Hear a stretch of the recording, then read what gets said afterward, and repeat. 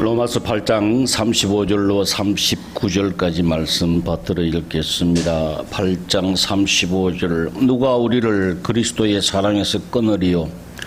환난이나 공고나 박해나 기근이나 적신이나 위험이나 칼이랴. 기록된 바 우리가 종일 주를 위하여 죽임을 당하게 되며 도살을 당할 양같이 여김을 받았나이다 함과 같으니라. 그러나 이 모든 일에 우리를 사랑하시는 이로 말미암아 우리가 넉넉히 이기느니라. 내가 확신하노니 사망이나 생명이나 천사들이나 권세자들이나 현재일이나 장래일이나 능력이나 높음이나 깊음이나 다른 어떤 피조물이라도 우리를 우리 주 그리스도 예수 안에 있는 하나님의 사랑에서 끊을 수 없으리라. 아멘. 지난 시간에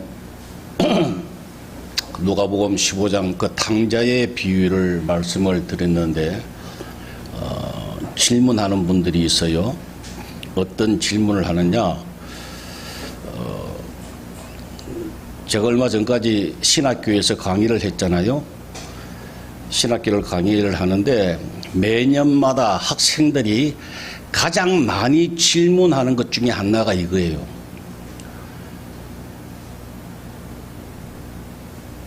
탕자가 돌아왔어요. 그런데 집안에 큰아들이 있었다고. 그러면 이 큰아들은 지옥 갔습니까? 천당 갔습니까? 교수님, 이 큰아들은 그러면 지옥 갔습니까? 천당 갔습니까? 이 질문을 가장 많이 제가 들었어요. 여러분 잘 기억하세요.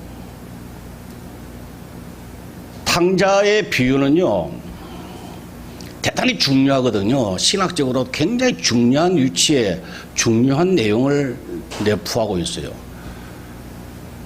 그런데 여기서 여러분들이 주목해야 될 것이 큰아들, 적은 아들, 둘째 아들, 신분을 여러분 주목해야 돼요. 아들이 탕자지만 멀리 떨어져 있지만은 아들이라고요. 누구 아들이라고요? 아버지 아들이라고요. 아버지의 아들. 큰아들도 아들이라고요. 이는 지옥 갈 이유가 전혀 없는 하나님의 아들이라고요. 단지 여기서 핵심적인 게 뭐냐면 잔치에 참여를 하느냐 못하느냐, 이게 핵심적인 내용이에요. 그게 가장 키포인트라고요. 또 열처녀 비유를 여러분 잘 아시잖아요. 5처녀는 기름을 준비했고 5처녀는 기름을 준비 못했다. 그러면 5명 기름 준비 못한 사람은 지옥 가겠네? 이렇게 아주 이분법으로 자꾸 인식을 한다고. 여러분들 수준에 맞춰서 생각을 한다고. 그렇게 생각하지 마세요.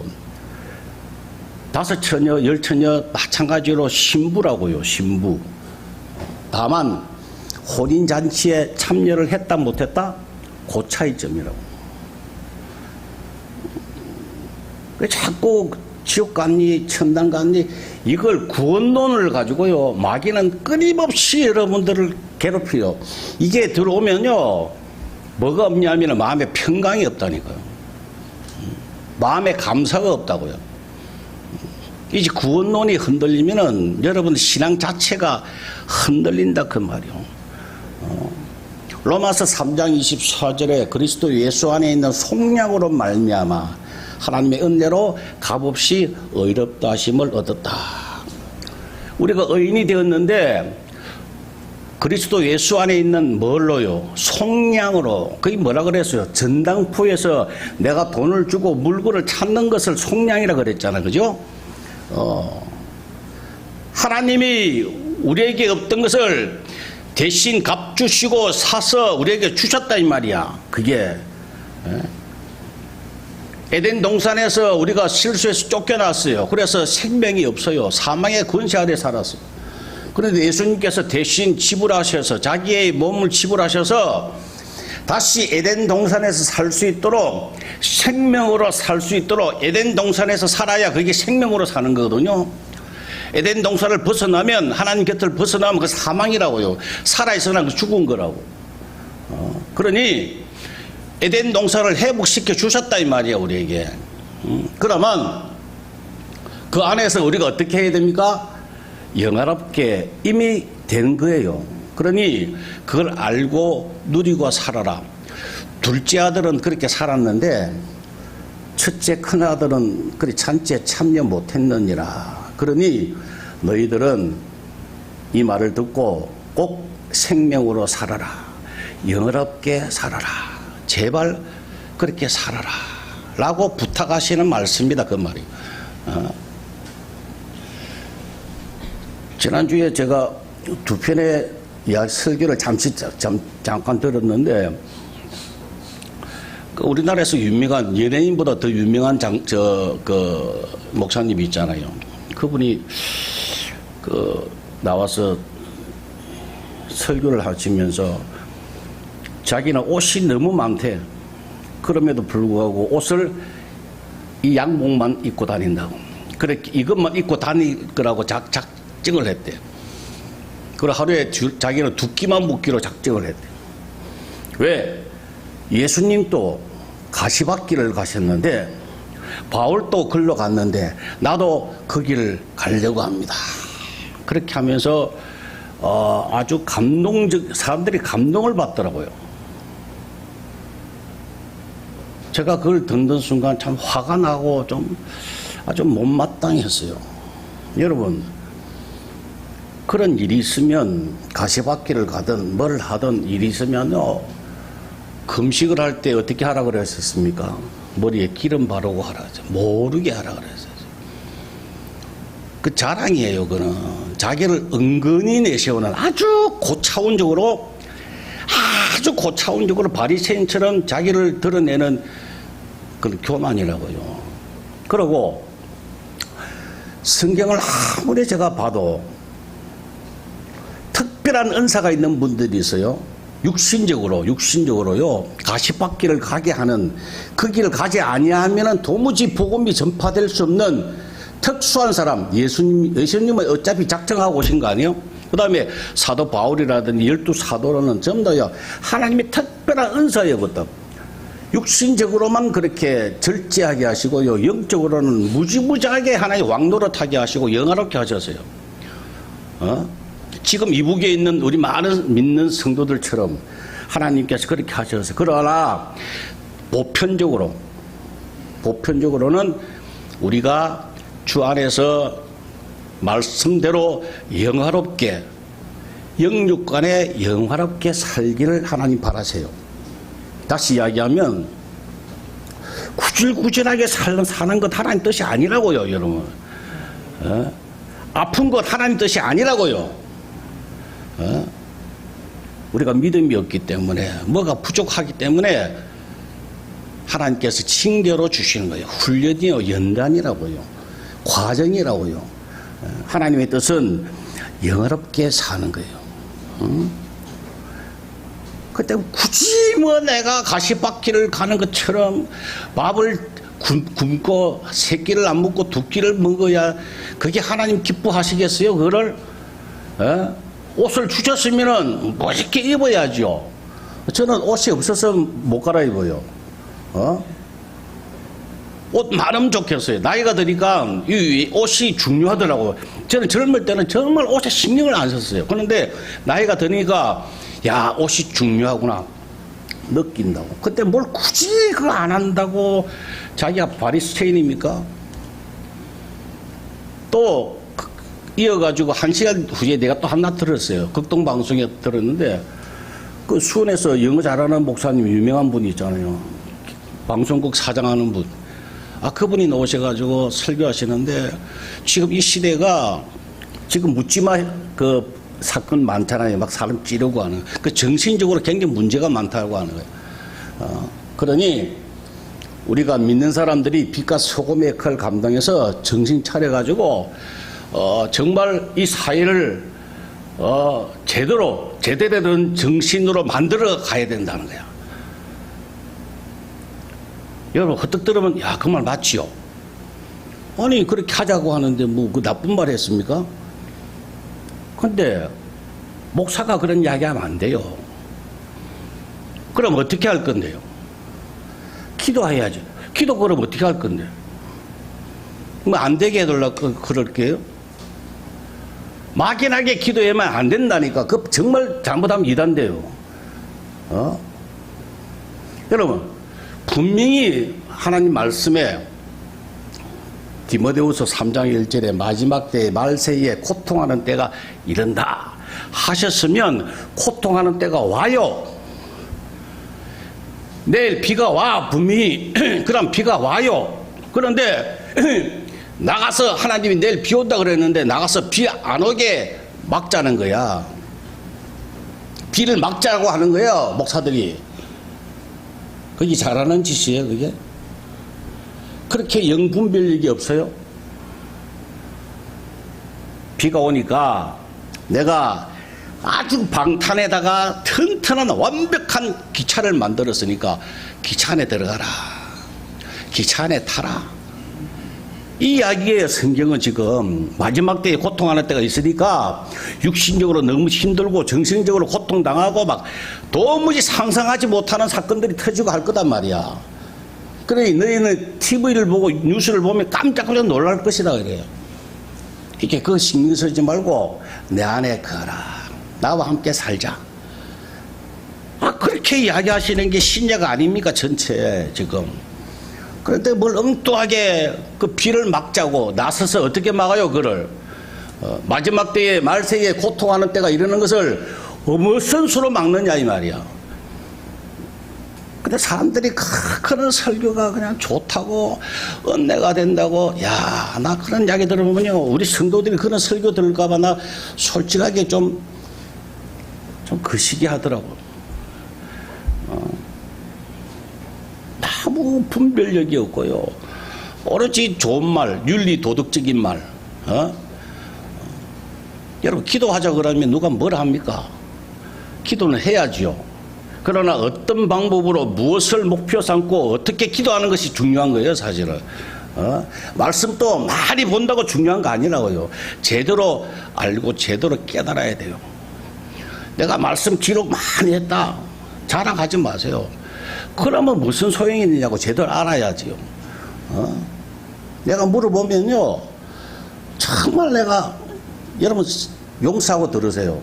많은 목사님들한테 내가 이야기를 해도요, 무슨 뜻인지 몰라요. 근데 윤리 도덕을 그냥 강의하는 것 같아요. 그래서 저는 말을 못합니다. 왜? 저도 옛날에 그랬으니까. 저도 옛날에 못했어요. 다만 나부터 주님과 함께 영생으로 살아야 되겠다. 나머지는 어떻게 하나님이 서실지는 하나님이 하시는 거예요. 그죠? 그럼 그분이 하시는 거예요. 나는 오로지 그냥 말씀대로 주 안에서 주님과 함께 사는 거. 날마다 자기를 부인하고 날마다 죽고. 나는 신경 쓰는 게 그것밖에 없어요. 그러고 오로지 기도하는 일과 말씀 사역에 힘쓰는 것밖에 난 할 것이 없더라고. 남 이야기할 거 없다고.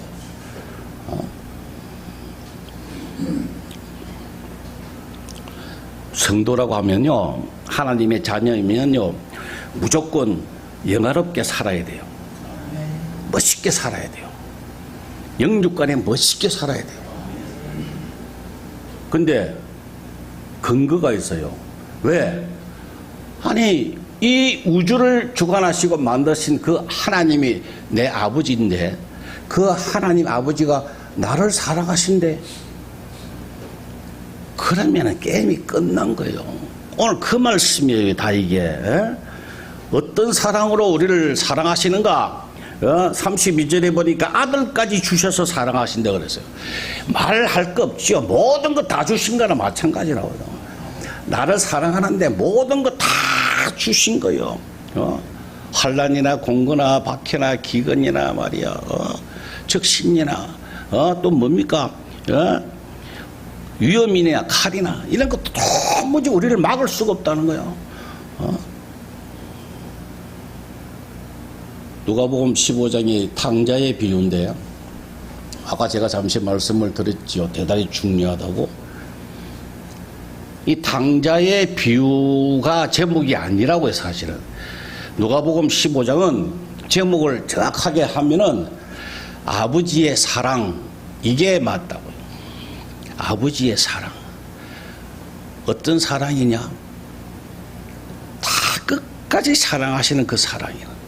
자, 둘째 아들이 집을 나가서 돈이 떨어지니까 뭐 먹을 것이 없으니까 남의 집 돼지를 막 키우고 쥐염 열매를 먹고, 그래 돼지와 함께 묵고 자니까 몸에서 얼마나 악취가 나겠습니까? 생각을 해보세요.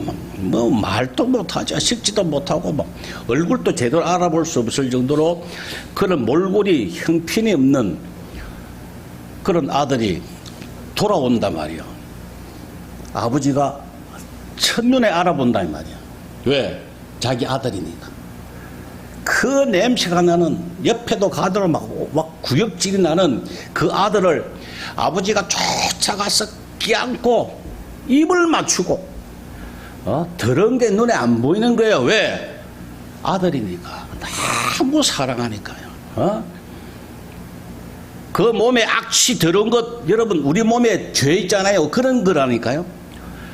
그런 거와 상관없이 아버지가 아들을 꼭 껴안고 입을 맞추고 너무 좋아서 말로 못하게 잔치를 베푸는 그 하나님이 우리 아버지이신데, 그 하나님이 우리를 얼마나 사랑하시는지 몰라요.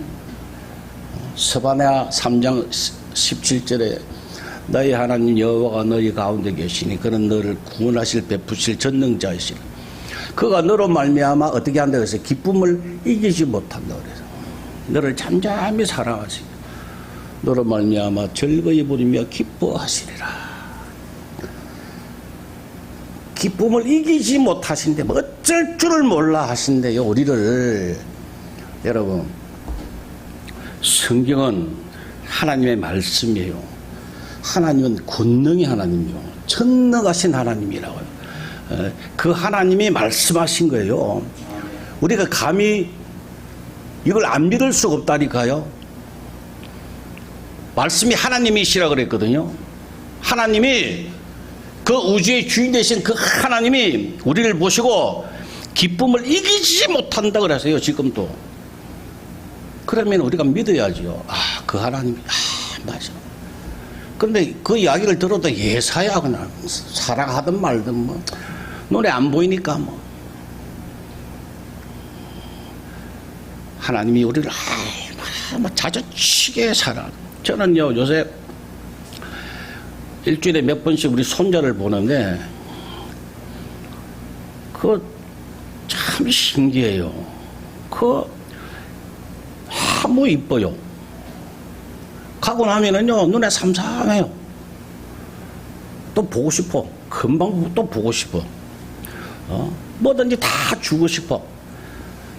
그래서 내가 그 생각했죠. 야, 하나님께서 우리를 사랑하시는데, 야, 이렇게 사랑하시겠구나. 아니, 이거보다 1000배, 10,000배 사랑하시겠구나. 그러니 우리는 영화롭게 살 수밖에 없어요. 살 수 있는 자격이 있다니까요. 왜? 우리 아버지가 하나님이신데 당연히 그렇게 살아야죠. 우리 아버지가 왕이신데 나도 우리로 왕 노릇해야죠. 아버지가 왕인데 아들이 거지같이 맨날 빌빌 돌아다니고 말이야. 지가 겸손하게, 아버지 나는 아들로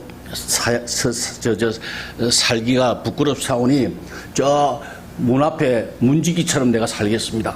그래서 창을 가지고 문 앞에 딱 지키고 살면은 아버지가 뭐라고 하겠어요? 뒤통수 맞는다니까. 별짓 하지 말고 빨리 들어와. 방에 들어와. 그렇게 하지. 안 그렇게 했어요? 뭐 잘난 치 간다고, 가시밭길을 간다고,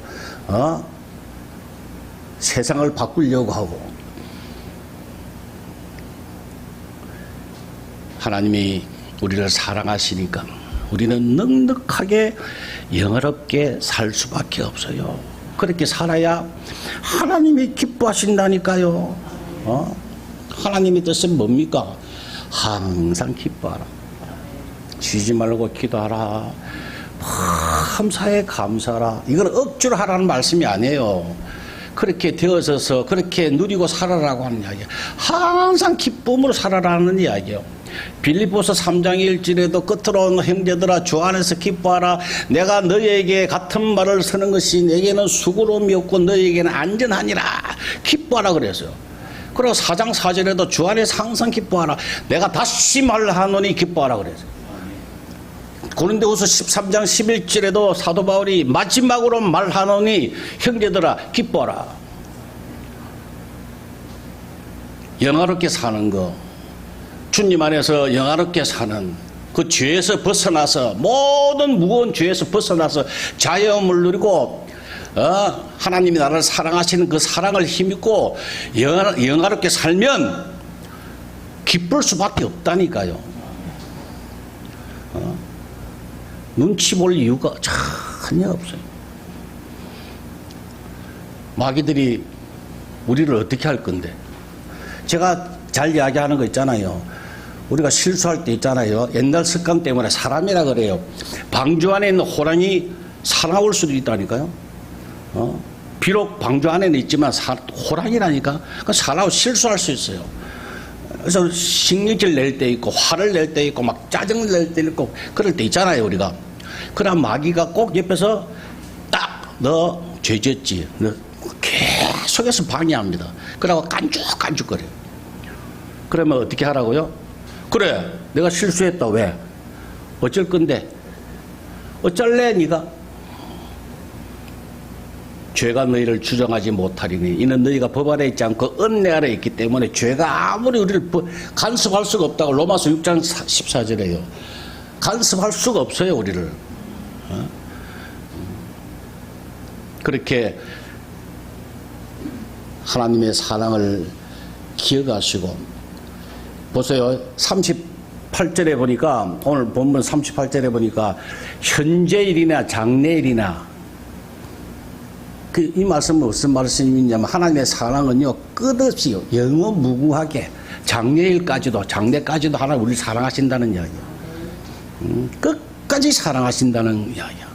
탕자가 아무리 더러워도요 아무리 엉망진창이라도요 살인을 한 사람이라도요 아들이라니까요 끝까지 사랑하세요. 하나님 돌아올 때까지 기다리신다고. 제가 옛날 신학교 공부할 때 우리 그 교수님 중에 한 분이 시간 강사죠. 이분은 이제 그 특강으로 오신 분이 우리나라 조계사가 얼마나 큽니까? 거기서 랭킹 5번째 들어가는 분이에요. 옛날에 조계사에서 여러분 서열이 5위면요 어마어마한 세력입니다. 마귀들도 세력이 엄청나거든요. 이게요. 돈, 권력 어마어마해요. 이 5번째 되는 사람이 예수 믿고 목사 돼가지고 우리 특강하러 오셨다고. 이분이 제가 한 학기 동안 내내 그 수강했는데 이분이 그러시더라고. 야, 수원에서 오신 분 손들으라 했어. 딱 손들니까 수원에서 난문가만 있지. 그 점집들이 쫙 많은데 자기 후배들이 되게 많대요. 그런데 놀라운 것은 무당들이 있잖아요. 마귀가 무당들을 막 쓰잖아요. 사용하잖아요. 그런데 백발백중 1% 예외도 없이 끝에는 다 망하게 만든답니다. 마귀가. 끝에는 해코지 해가지고요. 무당으로 쓰임받았잖아요. 사탄이 자기 마음대로 사용했잖아. 그죠? 막 그냥 막 예수 못 믿게 하고 말이야. 그 발악을 만들어 놓고 사용하고 난 다음에 끝에는 나이가 들면은요. 완전 망하게 만든대요. 해코지 한대요. 그래서 무당들이 그걸 알기 때문에 자기 자식들은 절대 신내림 못 받게 한다고. 본능적으로 막 싫어한대요.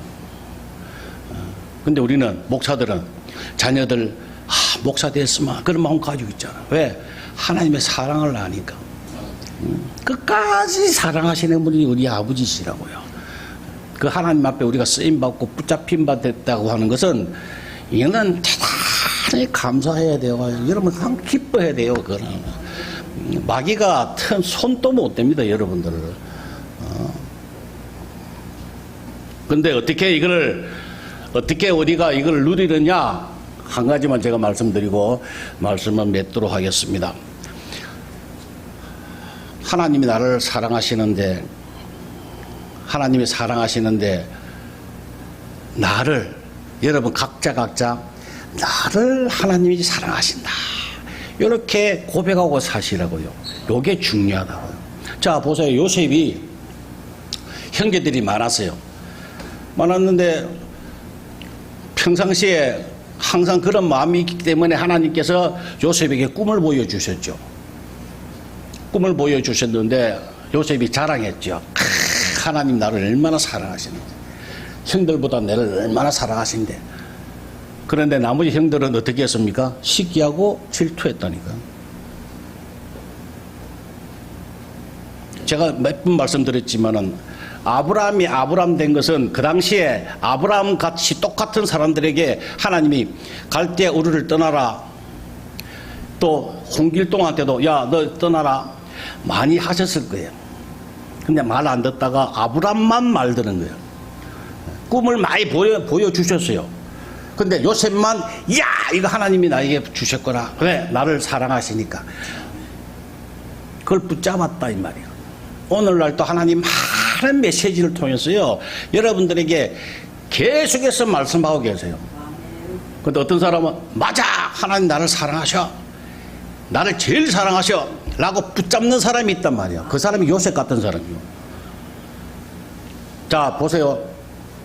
사람은 하나님이 나를 이 세상에서 가장 사랑하셔, 자 이야기해서요. 그러면 그게 자기 혼자는 가능하죠. 근데 옆 사람이 나도 하나님이 가장 나를 제일 사랑하셔, 이게 됩니까? 말이 됩니까? 안 됩니까? 안 되잖아요.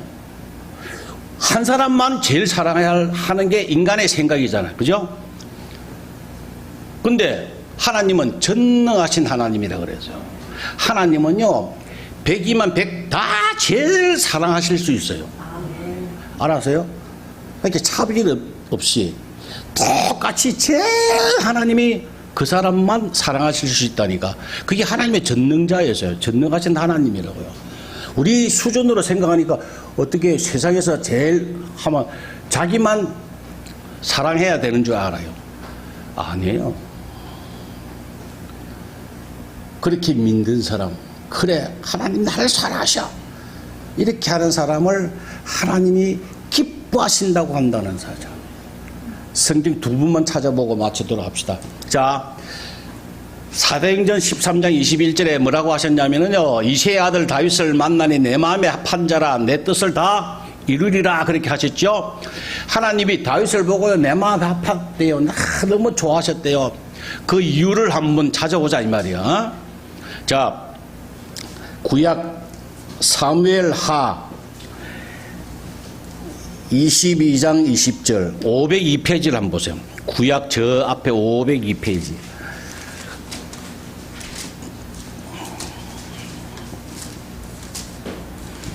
사무엘하 22장 20절 읽습니다. 나를 또 넓은 곳으로 인도하시고 나를 기뻐하심으로 구원하셨도다. 다윗이 누구가 나를 기뻐하셨다고요? 하나님이 나를 기뻐하셨다. 그 다음에 그 뒤에 있는 역대상 28장을 봅시다. 652페이지 역대상 28장 4절.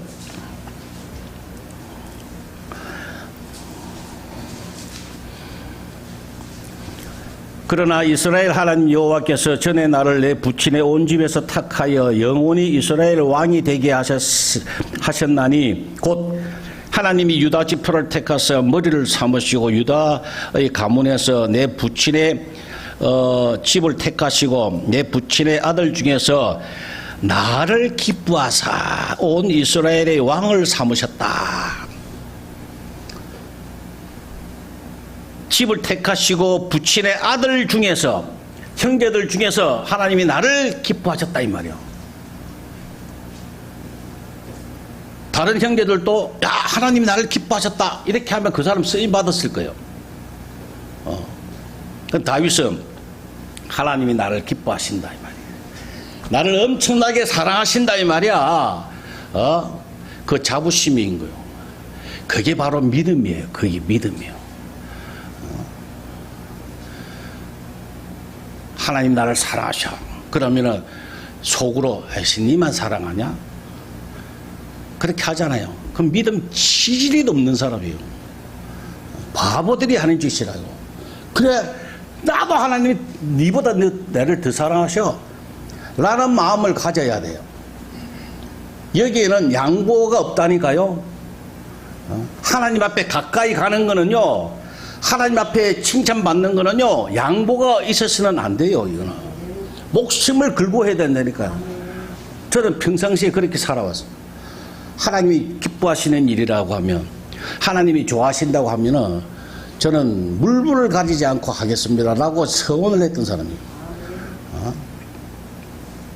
내가 성화되고 바뀌는 것은 그건 하나님 책임이고 하나님께서 하시는 거고, 나는 오로지 하나님 뜻이 뭔가, 하나님 뭘 해야 기뻐하시는가, 그것만 나는 그냥 찾는 거예요. 그냥 찾다 보니 다윗이 복을 받은 이유가 하나님이 나를 기뻐하셨다, 나를 사랑하신다. 이게 언제 드러나느냐? 자, 사울왕의 눈에 어긋나서 도망갔잖아요. 다윗이 도망을 갔어요. 블레셋으로 갔어요. 블레셋이 어디입니까? 골리앗의 고향이라니까. 그게요. 거기에 가다 보니까 가게 됐네. 이야, 사람들이, 블레셋 사람들이 뺑 둘러섰어요. 뭐 100% 죽는 거나 마찬가지죠. 그죠? 자기가 골리앗을 죽였으니까 골리앗 사람들이 뺑 포위를 했단 말이야. 완전히 죽게 되었잖아요. 이때에 이 다윗의 고백이 참 유명합니다. 시편 118편 6절에 뭐라고 하고 있습니까? 여호와는 내 편이시라. 내가 두려워하지 아니하리니 사람이 내게 어찌할꼬? 그랬어요. 너가 아무리 수천 명이 둘러서 있어도 내게 어떻게 하겠느냐 이 말이야. 하나님이 내 편이신데, 나를 사랑하시는데, 나를 기뻐하시는데 까불고 있어, 이 이야기예요. 자, 오늘 본문으로 돌아와서 한번 보세요. 오늘 본문으로 로마서 8장 31절에 끝에 보세요. 누가 우리를 대적하리요? 그 다음에 33절, 누가 능히 하나님께서 택하신 자를 고발해야 돼요? 34절, 누가 정죄하리요? 35절, 누가 우리를 하나님의 그리스도의 사랑에서 끊으리요? 누가, 감히 누가 우리를 하나님과의 관계에서 끊을 수 있느냐 이 말이야. 왜? 하나님 나를 사랑하시는데. 그 이야기예요. 이게 되어지면, 이게 믿어지면 그 사람은 영화롭게 살 수밖에 없어요. 그 사람은 정말 하나님 마음이 합한 사람 될 수밖에 없어요. 그렇게 살아가자 이 말이에요. 지금 좀 부족해요. 다들 뭐 모자라요. 저도 마찬가지고. 내가 이미 얻었다는 아니요, 온전히 이루었다는 아니다 이 말이야. 그러나 뭔가를 잡으려고 내가 달려가겠다. 그래서 우리가 매일 알아가는 거요. 하나님 뜻을 우리가 알아가는 거요.